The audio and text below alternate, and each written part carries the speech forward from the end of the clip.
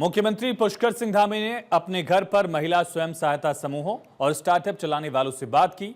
इस दौरान मुख्यमंत्री धामी ने कहा, स्टार्टअप सिर्फ एक बिजनेस नहीं बल्कि नए विचारों को हकीकत में बदलने की हिम्मत है। ये देश को आगे ले जाने का जज्बा भी है। इसमें देश के लिए प्यार है, समर्पण भी शामिल है। सीएम ने सभी से अपने सपनों को पूरा करने और देश के विकास में योगदान देने के लिए प्रेरित किया है।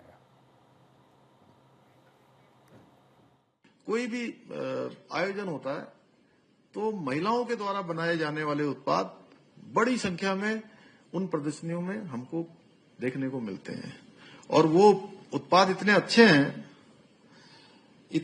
हैं कि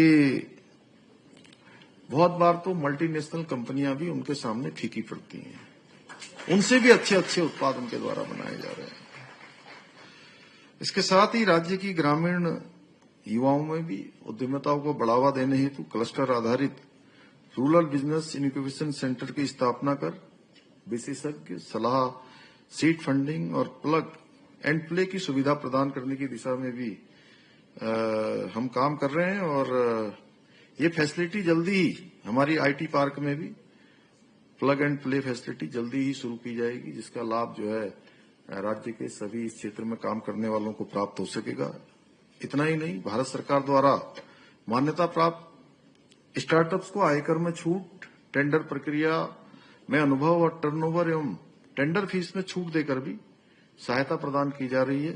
भाइयों बहनों, मेरा मानना है कि स्टार्टअप केवल व्यवसाय नहीं होता बल्कि एक नए विचारों की शक्ति, सपनों को सच करने का साहस और अपने देश को आगे ले जाने का संकल्प होता है। इसमें राष्ट्रभक्ति भी छुपी होती है, देशभक्ति भी छुपी होती है, समाज सेवा भी छुपी होती है और जो लोग पीछे हैं उनको आगे लाने का एक जुनून भी छिपा होता है।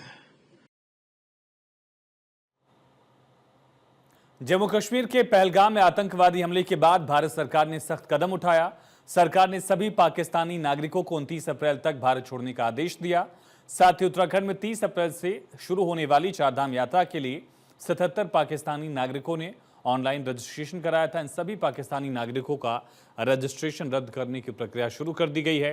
उत्तराखंड के पर्यटन मंत्री सतपाल महाराज ने बताया कि इन सभी पाकिस्तानियों के चारधाम यात्रा के रजिस्ट्रेशन को रद्द कर दिया जाएगा।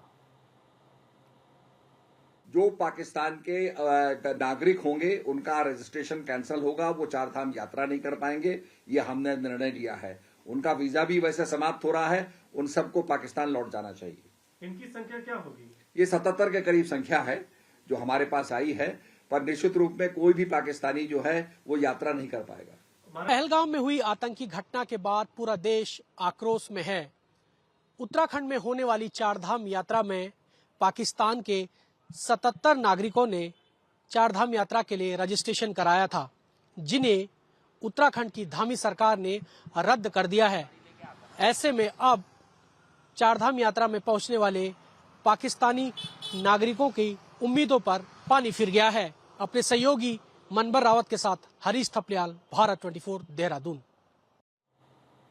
चारधाम यात्रा की शुरुआत 30 अप्रैल से होने वाली है। इसको लेकर शासन प्रशासन की तैयारियां करीब पूरी हैं। इसके तहत हरिद्वार के एसएसपी के मुताबिक पुलिस ने अपनी तैयारियां पूरी कर ली हैं।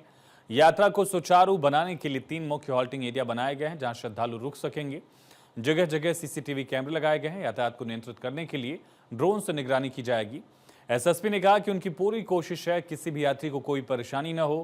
क्षेत्र को अलग अलग जोन सेक्टर में बांटा गया, जहां पुलिस की भारी तैनाती की गई है। साथ ही यात्रियों की मदद के लिए 5 पर्यटक पुलिस केंद्र भी बनाए जा रहे हैं।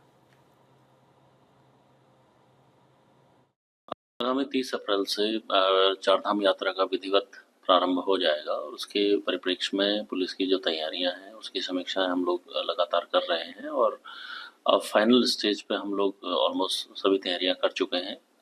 इस संबंध में जो मुख्य रूप से 3 हॉल्टिंग एरिया हम लोगों के द्वारा चिन्हित किए गए हैं, क्योंकि पिछली बार की जो कुछ कमियां रह गई थी उसको ध्यान में रखते हुए हॉल्टिंग एरिया बढ़ाए गए हैं। उसमें प्रॉपर हमारे सुरक्षा के जो प्रबंधन है वो किया गया है। साथ में सीसीटीवी फुटेज का भी हम लोगों के द्वारा प्रॉपर कवरेज लिया गया है। इसके साथ ही जो ट्रैफिक मैनेजमेंट के लिए हम लोग ड्रोन्स का भी उपयोग करने जा रहे हैं और अगर ट्रैफिक का दबाव किसी क्षेत्र में ज़्यादा होगा उसके लिए हम लोगों के द्वारा विशेष प्रबंधन किए जा रहे हैं ताकि हमें उसका प्रॉपर फीड लगातार मिलता रहे। इस प्रकार से मुझे उम्मीद है कि इस पूरी यात्रा के दौरान हम करीब 500 के आसपास कैमरों का उपयोग इस चारधाम यात्रा में कर पाने की स्थिति में होंगे। पुलिस का प्रबंधन ऑलमोस्ट पूरा हो चुका है। इसके संबंध में एसपी सिटी को नोडल बनाया गया है, जो संपूर्ण चारधाम जो यात्रा है उसके प्रभारी रहेंगे। इसके साथ ही अलग अलग जो हमारे जोन और सेक्टरों को बांटा गया है। हरिद्वार के बहादुराबाद में छठ पूजा घाट पर एक बड़ा हादसा हो गया। नहाते समय 3 मासूम बच्चे गंगा में डूबने लगे। अपने भाई को बचाने के लिए 2 सगी बहनों ने बहादुरी दिखाई। भाई को तो बचा लिया गया, लेकिन तेज धारा दोनों बहनों को बहा ले गई। हादसे की खबर मिलते ही हरिद्वार पुलिस पहुंची। गोताखोरों की मदद से तलाश की गई। सर्च ऑपरेशन चला। घटना से परिवार में हाहाकार मचा है। घाट पर चीख पुकार मच गई। पूरे इलाके में शोक की लहर दौड़ गई है।